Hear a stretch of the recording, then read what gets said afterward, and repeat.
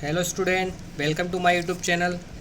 Last video में हमने राजस्थान के जो थार का मरुस्थल है उसके बालू का स्तूप को डिटेल में पढ़ लिया था और जो थार के मरुस्थल में पाई जाने वाली खारे पानी की झीलें हैं उनके बारे में भी अच्छे से फैक्ट पढ़ लिए थे। आज हम रेगिस्तान के भौतिक प्रदेशों का वर्गीकरण पढ़ने वाले हैं। तो सबसे फर्स्ट में मैं आपको बता देता हूँ, जो राजस्थान का भौतिक प्रदेश है उसको 30 भौतिक प्रदेशों में बांटा गया है और वो 30 के 30 भौतिक प्रदेशों को मैं बहुत डिटेल में आपको पढ़ाने वाला हूँ, बहुत अच्छी तरीके से। आप किसी कोचिंग में इस तरीके के नोट्स नहीं देखेंगे जहाँ पे आपको 30 भौतिक प्रदेश पढ़ाए जाते हैं। बट हमारा उद्देश्य है कि एग्ज़ाम में कोई सा भी क्वेश्चन आपका गलत ना हो, तो उस लेवल पे हम इसको नोट्स तैयार कर रहा हूँ।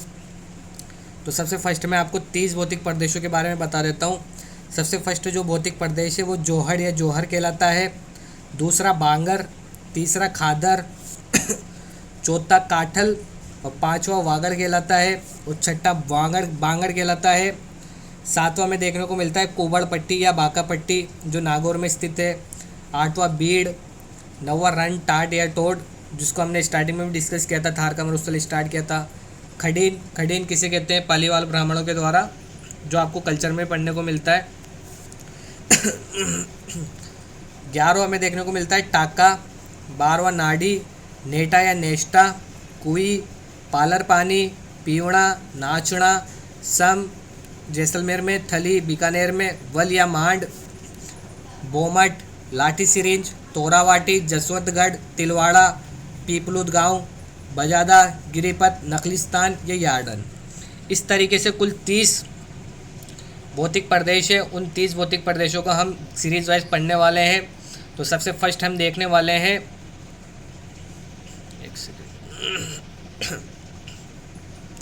सबसे फर्स्ट हम देखने वाले हैं जोहड़ या जौहर। जोहड़ या जौहर किसे कहा जाता है? तो जो शेखावाटी का क्षेत्र है, सीकर, झुंझुनू, चूरू वाला, नीम का थाना वाला साइड, उस क्षेत्र में खोदे गए कच्चे व पक्के कुएं के नीचे पाए जाने वाला चूना पत्थर वह जोहड़ या जौहर कहलाता है। शेखावाटी क्षेत्र में खोदे गए कच्चे व पक्के कुएं जिसके नीचे पाए जाने वाला चूना पत्थर जोहड़ या जौहर कहलाता है। ठीक है। उसके बाद है बांगर। शेखावाटी क्षेत्र के अंदर ही जो कुछ अनुपजाऊ भूभाग है वो बांगर के नाम से या बांगर प्रदेश के नाम से जाना जाता है। वो खादर किसे कहते हैं? तो नदियों द्वारा निर्मित क्षेत्र को खादर प्रदेश कहते हैं। ये उपजाऊ भूभाग है, जैसे पूर्वी मैदानी प्रदेश। जो नदी है, नदियों के किनारे किनारे जो उपजाऊ भाग निर्मित हो जाता है वो तो कहलाता है खादर, और जो अनुपजाऊ भाग रहता है वो कहलाता है बांगर। बांगर तो हमें शेखावाटी में देखने को मिलता है, और जो खादर है वो खादर जो पूर्वी मैदानी प्रदेश में हमें देखने को मिलता है।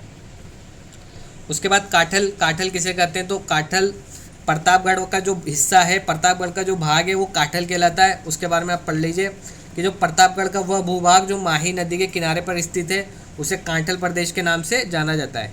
इस भूभाग के कारण ही माही नदी को काठल की गंगा के नाम से भी जाना जाता है। ठीक है। जो प्रतापगढ़ से होकर माही नदी गुजरती है, फिर गुजरात में निकल जाती है, तो ये जो काठल प्रदेश से होकर निकलने की वजह से माही नदी को काठल की गंगा भी कहते हैं। इसके अलावा मैंने कुछ फैक्ट ऐड कर रखे हैं, वो भी देख लिए। काठल का शाब्दिक अर्थ होता है किनारा, और जो प्रतापगढ़ राजस्थान का एकमात्र ऐसा शहर है जो माही नदी के किनारे पर बसा हुआ है, इस कारण प्रताप को काठल प्रदेश के नाम से भी जाना जाता है।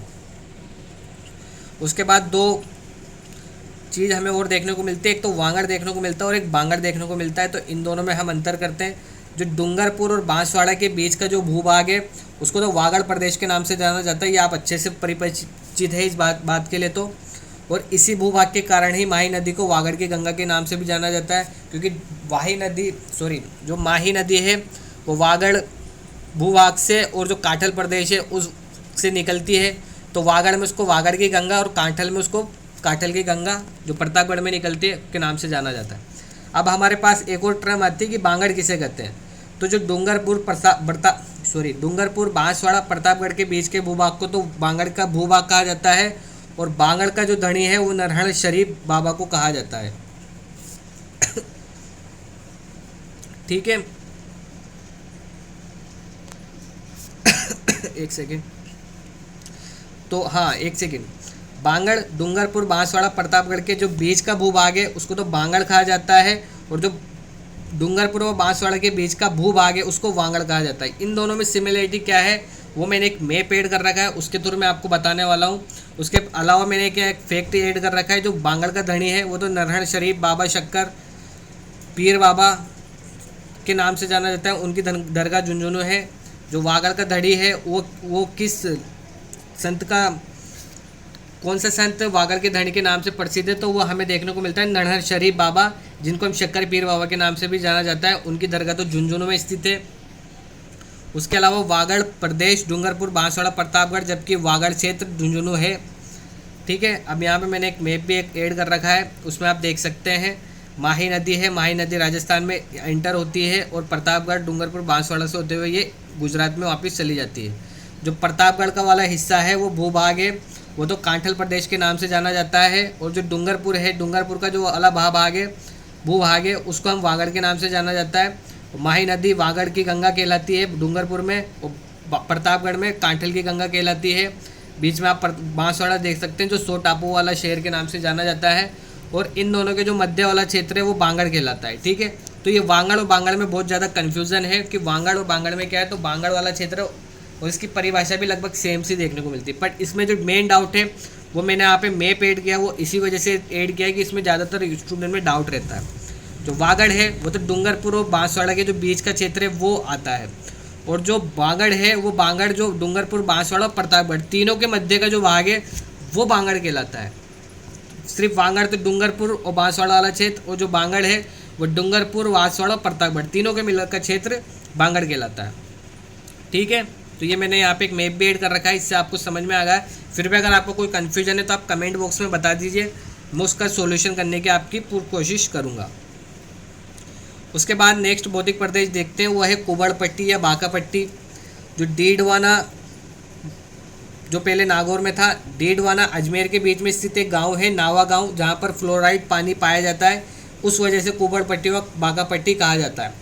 जो नागौर का पहले एक, अभी नागौर से वो डीडवाना में चला गया है। नागौर डीडवाना के अंदर एक गाँव है नावा गाँव, वो कुबड़ पट्टी के नाम से जाना जाता है, क्योंकि वहाँ पे जो पानी पाया जाता है फ्लोराइड युक्त पानी पाया जाता है। इस वजह से जो वहाँ के जो रहने वाले स्थानीय लोग हैं उनमें कुबड़ की समस्या बहुत अधिक मात्रा में देखने को मिलती है, इसलिए उस पूरे बेल्ट को कुबड़ पट्टी के नाम से जाना जाता है। उसके अलावा मैंने यहाँ पे कुछ फैक्ट ऐड कर रखे हैं कुबड़ पट्टी से रिलेटेड, वो भी आप देख सकते हैं कि नावा गाँव व नावा सिटी को इंदिरा गांधी नहर की पन्नालाल बारूपाल लिफ्ट शहर से जयाल डी फ्लोराइडीकरण योजना से पानी दिया जा रहा है। इस योजना को वर्तमान में अजमेर, नागौर, डीडवाना, कुचामन के 26 गांवों को जोड़ दिया गया है। इस तरीके से करंट से रिलेटेड एक फैक्ट है, वो भी मैंने यहाँ पे आपको ऐड कर दिया है। ठीक है, उसके बाद हम नेक्स्ट पढ़ते हैं बीड़। बीड़ किसे कहते हैं? जो छेगाटी क्षेत्र है उसमें चारागाह की जो भूमि है पशुओं के लिए, वो क्षेत्र बीड़ कहलाता है। उसके बाद रण, टोड या टाड किसे कहते हैं? तो रेगिस्तान में टीलों में पाए जाने वाले छोटे छोटे गड्ढे या ग्रद, उनको स्थानीय भाषा में तल्ली कहलाते हैं। ये क्वेश्चन आप स्टार लगा लीजिए। और जब इन तल्लियों में खारा पानी भर जाता है तो उन्हें रन, टोड या टाड के नाम से जाना जाता है। जो रेगिस्तान है उसमें जो टीले हैं वहाँ पे छोटे छोटे गड्ढे पाए जाते हैं, और वो जो छोटे छोटे गड्ढे हैं उनको स्थानीय भाषा में तल्ली कहते हैं। पर जब बारिश के समय पे जब वो खारा पानी उसके अंदर भर जाता है तो वो रन, टाड या टोड का रूप धारण कर लेते हैं। इन्हीं रन या टोड या टाड को पलाया प्लेया के नाम से भी जाना जाता है। इसका एक नाम ये भी देखने को हमें मिलता है। अब पलाया प्लेया क्या है उसके बारे में डिस्कस कर लेते हैं। जो राजस्थान व रेगिस्तान में पाई जाने वाली खारे पानी की स्थायी व अस्थायी झीलें हैं वो पलाया या प्लेया कहलाते हैं। जो मैंने अभी आपको रन, टोड में बताया, गड्ढों से निर्मित तली कहलाएंगे, और वो जब वो तली में खारा पानी भर जाएगा तो वो रन, टाड या टोड कहलाएंगे, और इसी का दूसरा नाम पलाया प्लेया है। उसके अलावा जो भारत में पाई जाने वाली खारे पानी की झील है उन्हें लेगुन्स के नाम से जाना जाता है। ठीक है।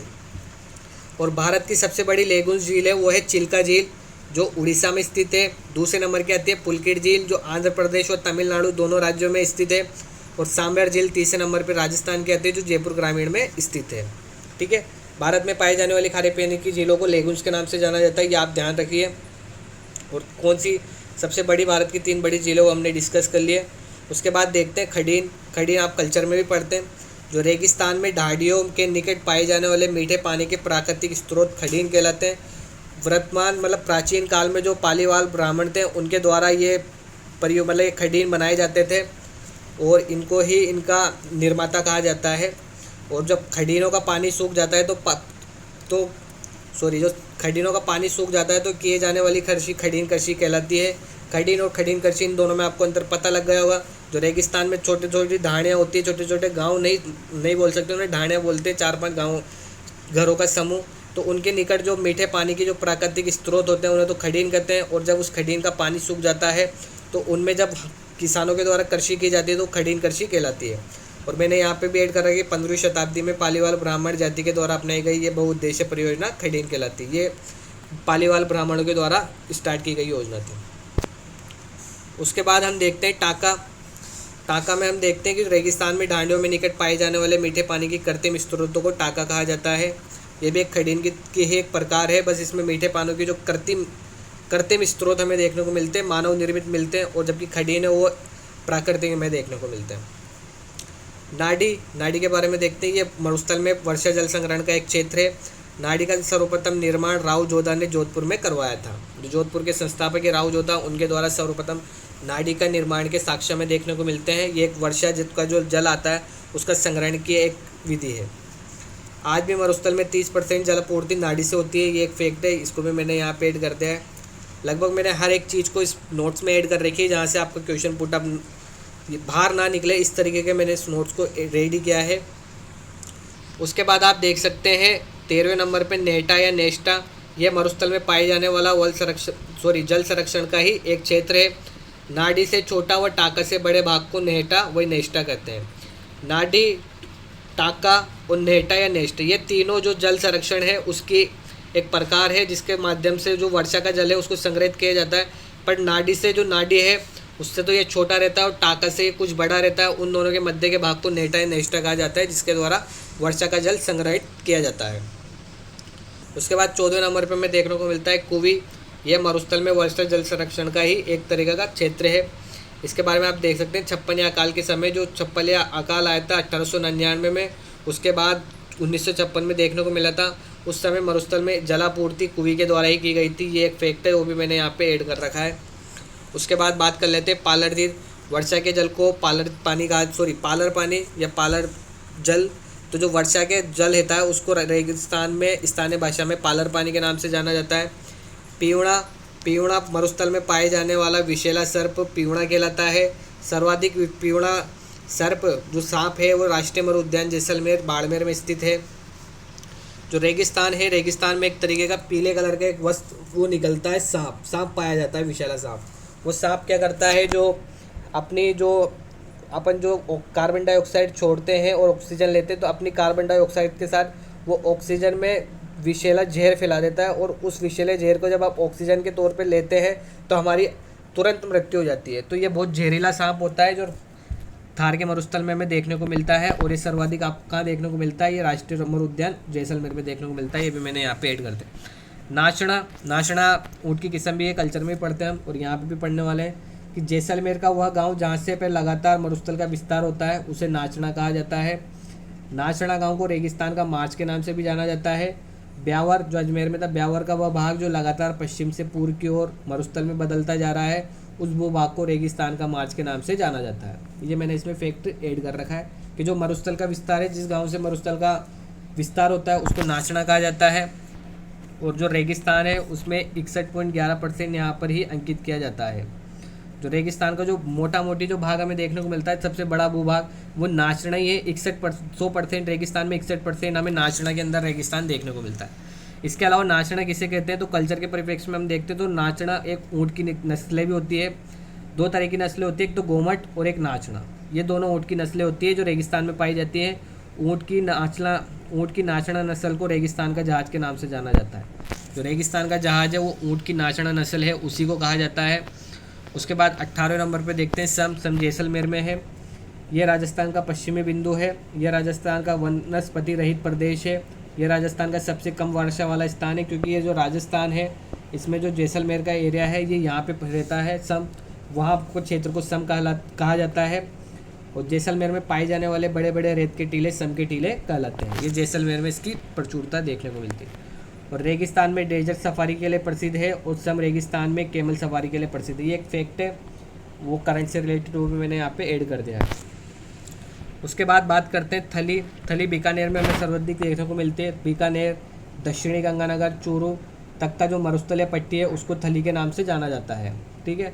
वल या मांड मांड जो जैसलमेर है उसका प्राचीन नाम भी पहले मांड ही था, तो उस आधार पे इसको जैसलमेर में ये प्रचुर मात्रा में पाई जाती है। जो आप देख सकते हैं जैसलमेर और बाड़मेर के आसपास के गांवों को स्थानीय भाषा में वलिया मांड के नाम से जाना जाता है, और प्राचीन काल में जैसलमेर को मांड प्रदेश के नाम से जाना जाता था। राजस्थान की अल्लाह जिलाबाई मांड गायिका है, ठीक है। ये फैक्ट है जो भी मैंने यहाँ पे ऐड कर रखा है। जो मांड गायिका है वो सर्व प्रसिद्ध, राजस्थान की प्रसिद्ध मांड गायिका कौन है, तो वो अल्लाह जिलाबाई है। उसके बाद बात करते हैं भोमट। भोमट किसे कहते हैं, तो जिस क्षेत्र में भील जनजाति के लोग निवास करते हैं उस क्षेत्र को भोमट कहते हैं। भोमट का पठार, यहाँ पे आपको सर्वाधिक मात्रा में भीलों का निवास देखने को मिलता है। भोमट का पठार जैसे कि आपको देखने को मिलता है, पर यह भोमट जहाँ पे भील जाति निवास करते हैं भोमट कहलाते हैं। अब है लाठी सिरिंज। लाठी सिरिंज किसे कहते हैं, तो आप सबसे फर्स्ट में देख सकते हैं राजस्थान। उसके पहले हम इसको बारे में थोड़ा डिस्कस कर लेते हैं, फिर आपको मैं बताता हूँ कि जो जैसलमेर है, जैसलमेर के पोखरण से मोहनगढ़ तक 80 किलोमीटर लंबी व 60 किलोमीटर चौड़ी धरातल के नीचे मीठे पानी की जलाधारा को भूगर्भिक जलपट्टी या लाठी सिरिंज के नाम से जाना जाता है, ठीक है। ये आप मैप में देख सकते हैं। जो मतलब एक तो घग्गर नदी है जो हनुमान गंगानगर से होकर निकलती थी, जहाँ पे बटनेर का किला स्थित है जिसके किनारे पे, तो ये तो एक घग्गर नदी। उसके अलावा जो प्राचीन काल है, प्राचीन काल में एक नदी थी सरस्वती नदी, जो रेगिस्तान से होकर निकलती थी। ये नदी हमें रेगिस्तान जो वैदिक काल में इसके साक्ष्य में देखने को मिलते हैं। तो जो जैसलमेर है, जैसलमेर का एक तहसील है मोहनगढ़ तहसील। मोहनगढ़ तहसील से रहकर और जैसलमेर के एक दूसरी तहसील है पोखरण तहसील। पोखरण तहसील के मध्य एक लंबी संरचना है, उस संरचना में 60 किलोमीटर तो चौड़ी है वो और 80 किलोमीटर लंबी है। इस लंबी संरचना को हम कहा जाता है लाठी सिरिंज के नाम से हम जाना जाता है। ये इम्पोर्टेंट भी है। और इनके आसपास की जो घास, मध्य में जो घास पाई जाती है उसको सेवण घास के नाम से जाना जाता है। और इन दोनों के मध्य में एक नलकूप भी स्थित है जिसे चंदन नलकूप के नाम से जाना जाता है। तो ये थी लाठी सिरिंज। इसके बारे में कुछ फैक्ट्स और हम देख लेते हैं, एक सेकेंड। वही लाठी सिरिंज में के वैज्ञानिक वैदिक काल में बहाने वाली सरस्वती नदी से अवशेष मानते हैं। जो वैज्ञानिक है वो सरस्वती लाठी सिरिंज के अवशेष सरस्वती नदी से मानते हैं। इसके अलावा लाठी सिरिंज को खोजने व कार्य करने का भारत की सबसे बड़ी सर्वेक्षण कंपनी की इसरो के द्वारा किया जा रहा है। इसरो कंपनी ने इस लाठी सिरिंज को खोजने के लिए राजस्थान के 2 व्यक्तियों को नियुक्त किया है, श्री राम वाड्रे और हनुमंत राय। ये मैंने करंट से रिलेटेड फैक्ट है वो भी यहाँ पे ऐड कर दिया। उसके अलावा आप देख सकते हैं कुछ फैक्ट्स और। जो लाठी सिरिंज के सबसे पहले अवशेष 2007 में जैसलमेर के पोखरण से मोहनगढ़ तक प्राप्त हुए हैं। इस लाठी सिरिंज में एक मीठे पानी का नलकूप पाया जाता है जिसे हम चंदन नलकूप या चांदन नलकूप या थार का घड़ा के नाम से जाना जाता है। अभी जस्ट मैंने पूछा था और ये क्वेश्चन आपको एग्जाम में कई बार देखने को मिलता है। थार का मरुस्थल थार का घड़ा किसे कहा जाता है, चंदन नलकूप को। और ये कहाँ पे स्थित है, तो ये जैसलमेर में स्थित है। लाठी सिरिंज के मध्य में स्थित घास पाई जाती है उसको सेवण घास के नाम से प्रसिद्ध है। और इसी सीरीज में करण व धामण नामक घास भी पाई जाती है। तो ये थे हमारी लाठी सीरीज। उसके बाद नेक्स्ट हम बढ़ते हैं तोरावाटी। तोरावाटी किसे कहा जाता है, तो जो सीकर सीकर झुंझुनू व नीमका थाना में जो कांतली नदी बहती है, जहाँ पे गणेश्वर सभ्यता स्थित है नीमका थाना में, उस कांतली नदी के अपवाद क्षेत्र को तोरावाटी क्षेत्र के नाम से या प्रदेश के नाम से जाना जाता है, ठीक है। उसके बाद आता है जसवंतगढ़। जसवंतगढ़ ये वर्तमान में जालोर जिले में स्थित है। यह पश्चिमी राजस्थान का सर्वाधिक ऊंचा पर्वत है और इस पर्वत पर पश्चिमी राजस्थान की सबसे ऊंची चोटी स्थित है। जो चोटी नहीं, चोटी है, चोटी स्थित है। और वो जब सबसे ऊंची चोटी है उसका नाम है डोरा चोटी, जो जालोर में स्थित है। और इसकी जो कुल 879 मीटर इसकी कुल ऊंचाई है। उसके अलावा तिलवाड़ा आपको ये वर्तमान में बालोतरा जिले में स्थित है। यहाँ राव मल्लीनाथ का पशु मेला लगता है। जो लोक देवता है राव मल्लीनाथ, उनका जन्म स्थान भी तिलवाड़ा बाड़मेर में था, अब वो तिलवाड़ा बालोतरा में आ गया है। यहाँ पे है बहुत बड़ा पशु मेला लगता है और ये राजस्थान का सबसे प्राचीन पशु मेला भी कहलाता है। पीपलुद गाँव ये वर्तमान में बाड़मेर जिले में स्थित है। ये पश्चिमी राजस्थान में सर्वाधिक वर्षा वाला गाँव है। जहाँ पे सर्वाधिक वर्षा होती है वो पीपलुद गाँव में होती है और बाड़मेर में स्थित है। और पीपलुद गांव को पश्चिमी भाग का लघु माउंट आबू भी कहा जाता है। ये लघु माउंट कहा जाता है। उसके बाद हम देख लेते हैं बजादा। तो मरुस्थलीय क्षेत्रों में स्थित पर्वत श्रेणी के मध्य जहाँ पर जल बेसिन समाप्त हो जाता है उसे बजादा के नाम से जाना जाता है। यहाँ पे मैंने चित्र भी बना रखा है। जो पर्वत चोटी है उसके बीच बीच में जल है, जो जहाँ पे जल समाप्त हो जाता है वो बजादा कहलाता है। मरुस्थलीय क्षेत्र और पर्वतीय श्रेणी के मध्य में स्थित। उसके बाद गिरिपथ। गिरिपथ किसे कहते हैं? तो मरुस्थलीय क्षेत्रों में स्थित पर्वत श्रेणियों के नीचे रेत, कंकर, मिट्टी व पत्थरों के जमाव को गिरिपथ के नाम से जाना जाता है। ये आप देख सकते हैं, पर्वत चोटी, मरुस्थलीय क्षेत्र और रेत, कंकड़, पत्थर के जो जमाव रहता है उसके स्थान को क्या कहा जाता है? तो वो कहा जाता है गिरिपथ। गिरिपथ के नाम से उसे जाना जाता है। उसके बाद हमारा सेकंड लास्ट है नखलिस्तान। नखलिस्तान किसे कहते हैं? तो रेगिस्तान में जल बेसिन के चारों ओर जो हरियाली विकसित हो जाती है उसे नखलिस्तान कहा जाता है। जैसे कि चंदन नलकूप व कोलाय झील। चंदन नलकूप जैसलमेर, कोलाय झील बीकानेर में स्थित है। यहाँ पे हमें नखलिस्तान देखने को मिलता है। जैसे कि आप कई बार मूवी में देखने को मिलता है कि आपको पूरा रेगिस्तान में सिर्फ रेत रेत दिखती है, पर कुछ स्थान ऐसे होते हैं जहाँ पे आपको थोड़ा सा पानी और उसके आसपास हरियाली या पेड़ पौधे देखने को मिलते हैं, तो वो स्थान नखलिस्तान कहा जाता है। नखलिस्तान इसका नाम इसलिए क्योंकि कई जगह पे एक भ्रम होता है, जो आदमी प्यासा रहता है, तो उस हिसाब से इसका नाम नखलिस्तान रखा गया है। बाकी नखलिस्तान की जो परिभाषा है मैंने आपको बता दी है। हरियाली विकसित रहती है, वो मरुस्थल का देश जहाँ पे पानी की मात्रा और हरियाली होती है, जल बेसिन होता है, वो नखलिस्तान कहलाता है। अब लास्ट हमारा बच चुका है यार्डन। यार्डन के साथ हमारे जो राजस्थान के भौतिक प्रदेश है, थार के मरुस्थल के सॉरी वो भौतिक प्रदेश है, वो कंप्लीट हो जाएंगे। जिसमें आप देख सकते हैं मरुस्थलीय क्षेत्रों का लहरदार स्थलाकृति। मरुस्थलीय क्षेत्रों में स्थित लहरदार स्थलाकृति यार्डन कहलाती है। यार्डन उर्मिकाओं का ही एक रूप होती है। उर्मिकाएँ जिस तरीके से हमने बालू का स्तूप है, बालू का स्तूप का ही दूसरा रूप हमें देखने को मिलता है यार्डन के तौर पे। और जो मरुस्थल में जो लहरदार आकृति होती है वो मरुस्थल में यार्डन कहलाती है। इस प्रकार से आज हमारा जो राजस्थान का थार का मरुस्थल है वो लगभग कंप्लीट हो चुका है। नेक्स्ट वीडियो में हम जो राजस्थान की पर्वत श्रेणियाँ हैं, अरावली पर्वत, वो स्टार्ट करने वाले हैं। इस तरीके से आज हमारा ये कंप्लीट हो चुका है भौतिक प्रदेश। कल से हम अरावली पर्वतीय श्रेणी या मध्य अरावली वो स्टार्ट करने वाले हैं बहुत डिटेल में। तो अगर आपको वीडियो अच्छी लगी हो तो प्लीज़ चैनल को सब्सक्राइब कीजिए, वीडियो को शेयर कीजिए, लाइक कीजिए, और कुछ डाउट है तो आप कमेंट बॉक्स में हमें बता सकते हैं। और हमारे चैनल को इस तरीके का प्यार देने के लिए आपका थैंक यू। मिलते हैं नेक्स्ट वीडियो में।